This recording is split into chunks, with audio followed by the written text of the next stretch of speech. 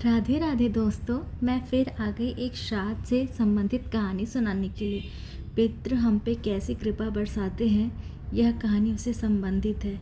एक गांव में एक भाई और उसकी बहन रहते थे।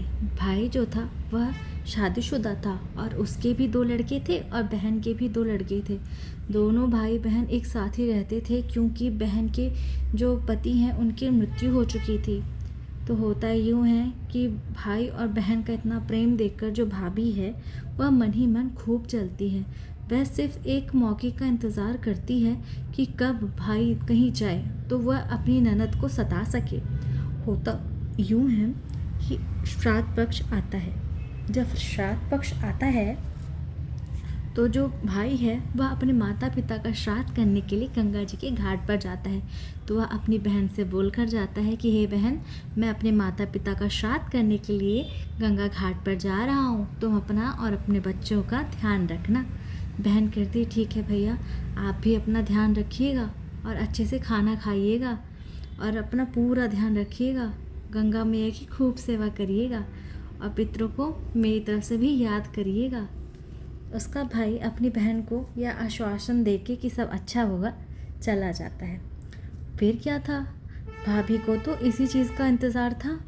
भाभी ने देखा भाई या बहन ही, तो वह तरह तरह की युक्तियां लगाती हैं अपनी ननद को परेशान करने के लिए। वह क्या करती है, सबसे पहले वह अपने घर के आंगन में एक कुटिया बनाती है और अपनी ननद को घर से निकाल देती है उसके बच्चों के साथ और कहती है इसी कुटिया में रहो, मेरे घर में मेरे पति की पैसों से ऐश करने की ज़रूरत नहीं है।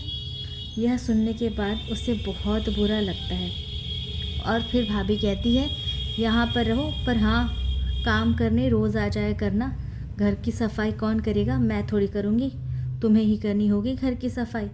हमारे घर में पड़े पड़े फ्री का खा रही हो तो तुम्हें ही करना पड़ेगा सारा काम। यह सब सुनकर ननद को बहुत बुरा लगता है और वह मन ही मन बहुत रोती है और गंगा मैया को याद करती है कि हे गंगा मैया, मेरे भाई की रक्षा करना और वो जिस भी फल के लिए गए हैं वहाँ पे मैं वह फल उन्हें मिले, पितरों की पूजा जो है वह अच्छे से संपन्न हो। तो होता यूँ है कि एक दिन ऐसे ही जब वह काम करती रहती है तो उसकी जो भाभी है वह खाने के लिए जो भी बचा कुचा होती है वही देती थी और वह बेचारी अपने बच्चों के साथ मिलजुल कर वही खुशी खुशी खा लिया करती थी। और जब वह काम करके लौटती थी तो वह अपने साथ आटा छानने का एक कपड़ा भी हमेशा अपने साथ लाती थी। वह फिर उस कपड़े का क्या करती थी, क्योंकि वह उससे आटा छानती थी तो उसमें कुछ आटा रह जाता था, फिर वह पानी में डालकर वह जो आटे का घोल बनाकर उससे रोटियां बनाकर अपने ही बच्चों को खिलाया करती थी। इस तरह भरती थी वह अपने बच्चों का पेट। फिर होता यूँ है कि एक दिन भाभी देख लेती है उसे वह कपड़ा ले जाते हुए और मना कर देती है कि यह कपड़ा अब से मत ले जाना यहाँ से।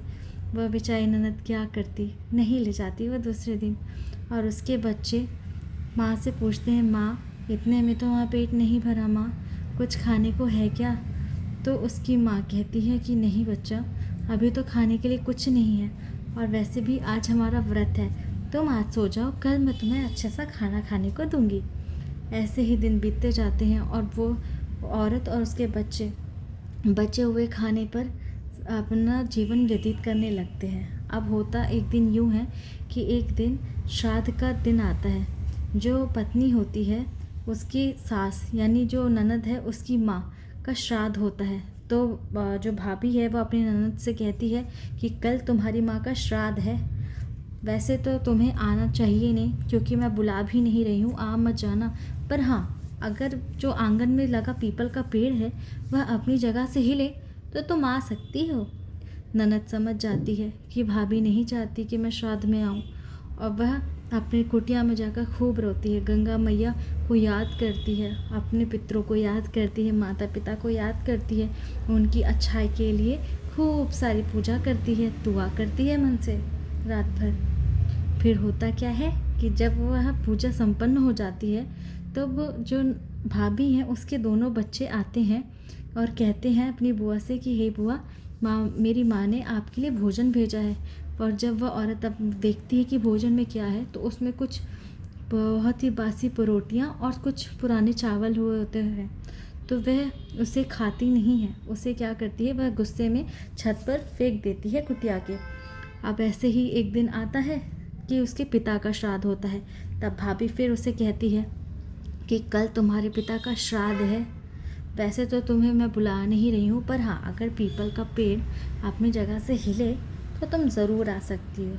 वह समझ गई थी कि भाभी नहीं चाहती कि वह अपने पितरों के श्राद्ध में सम्मिलित हो और उसे किसी प्रकार का भी आशीर्वाद मिले। उसे बहुत बुरा लगता है, वह बहुत रोती है, परंतु वह जब अपने घर में जाकर अपने बच्चों को समझाती है और खूब सारी पूजा करती है मन ही मन गंगा मैया की। और जब बच्चों से पूछते हैं कि हे माँ, हमें क्यों नहीं बुलाया मामी ने श्राद्ध में, तो उसकी माँ समझाती है क्योंकि छोटे बच्चों को श्राद्ध में जाने का कोई मतलब ही नहीं है। तुम परेशान ना हो जाओ, थक ना जाओ काम से, इसलिए मामी तुम्हें नहीं बुलाती। और मन ही मन खूब रोती है और ख़ुद को समझाती है कि सब कुछ अच्छा हो जाएगा। वह मन ही मन बस इतनी प्रार्थना करती है कि मेरे पितरों को अच्छा सा, उन्हें सद्गति प्राप्त हो, हर तरह का सुख प्राप्त हो, वह किसी तरह से भटके ना। और अपने भाई की रक्षा के लिए भी खूब प्रेयर करती है, खूब सारी प्रार्थना करती है। अब होता यूँ है कि ऐसे ही दिन बीत जाते हैं। 16 दिन जब श्राद्ध के पूरे हो जाते हैं तब भाई वापस आता है। जब भाई वापस आता है तो वह पूछता है अपनी पत्नी से कि मेरी बहन कहाँ है। तो उसकी पत्नी कहती है कि मैंने तो आपके जाने पर अपनी ननद की और उसके बच्चों की बहुत सेवा करी है, दूध से धोए हैं उनके पैर, उन्हें खीर बनाकर, पूरी बनाकर अपने हाथों से खिलाती थी। परंतु मुझे नहीं पता कि वह इतना क्यों नाराज़ रहती हैं मुझसे, मुझे पसंद क्यों नहीं करती, और वे अपनी कुटिया डालकर पीछे वाले जो हमारे आंगन है वहीं पे रह रही हैं। भाई जब ये सब सुनता है तो वह जाकर देखता है, अपनी बहन को मिलने के लिए जाता है। जब वह जाता है तो वह देखता है कि ये क्या, यहाँ पे तो पूरा महल खड़ा है। फिर वह अंदर जाता है और अपनी बहन से पूछता है कि बहन, ये सब क्या है। तब बहन उसे सारी कहानी बताती है कि हे भैया, यह सब कुछ ही दिनों पहले हुआ है और हमारे पितरों की कृपा से हुआ है। जो भाभी ने ना मुझे चावल और रोटियां दी थी ना, तो वह जो रोटी है वह सोने में और वह जो चावल थे वो हीरे जवाहरातों में बदल गए और हमें इतनी संपत्ति की प्राप्ति हुई।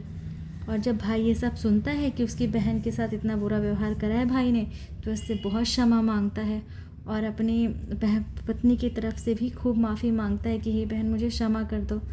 बहन कहती कोई बात नहीं भैया, अगर भाभी ऐसा नहीं करती तो आज ये सब नहीं होता हमारे पास।